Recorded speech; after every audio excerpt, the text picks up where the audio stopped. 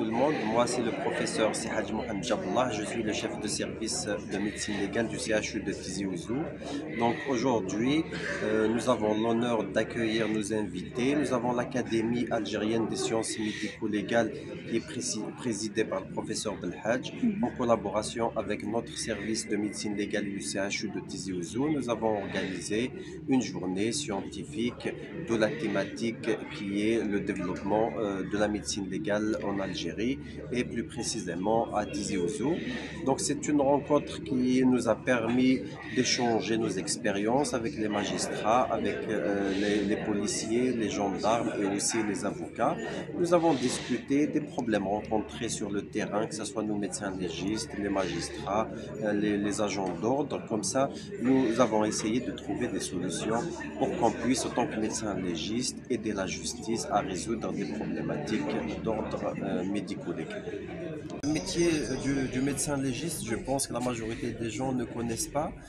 Donc le médecin légiste, simplement, c'est un médecin spécialiste qui est formé pour utiliser les données médicales au service de la justice. Donc le médecin légiste, on essaye de faire le pont entre la médecine et la justice.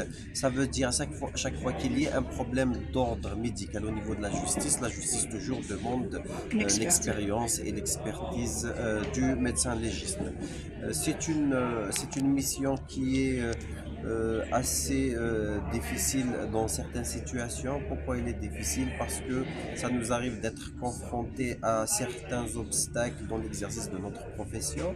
Déjà, la première problématique que nous avons posée, c'est le nombre de médecins légistes sur le territoire de la wilaya de Tizi Ouzou. Je vais parler exclusivement de la wilaya de Tizi Ouzou. On est 15 légistes pour couvrir l'ensemble de la wilaya de Tizi Ouzou. La spécificité de la médecine légale aussi, par rapport aux autres spécialités, c'est le médecin, plutôt c'est le malade qui vient voir le médecin. Je suis malade à Ain el-Hammam, je viens vers le CHU de Tizi Ouzou pour me soigner.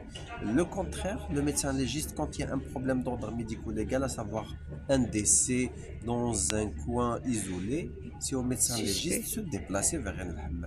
Donc la nécessité de renforcer le personnel en médecin légiste sur le territoire national. Ça c'est le premier problème.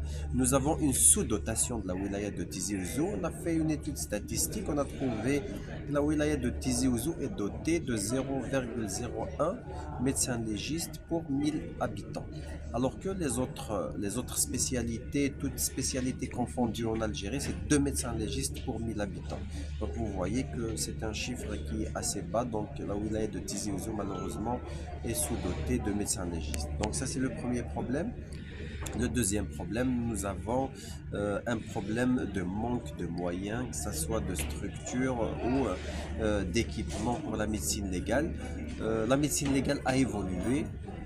En Algérie, elle a évolué, mais la cadence n'est pas assez importante. Actuellement, la justice elle a des exigences plus importantes par rapport à ce que nous avons vécu dans le passé.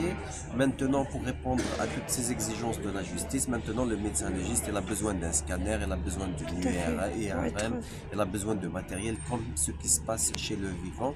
Malheureusement, nous n'avons pas encore ça, mais nous avons des promesses de la part de la direction générale du CHU de Tizi Ouzou de nous offrir le matériel et l'espace nécessaire.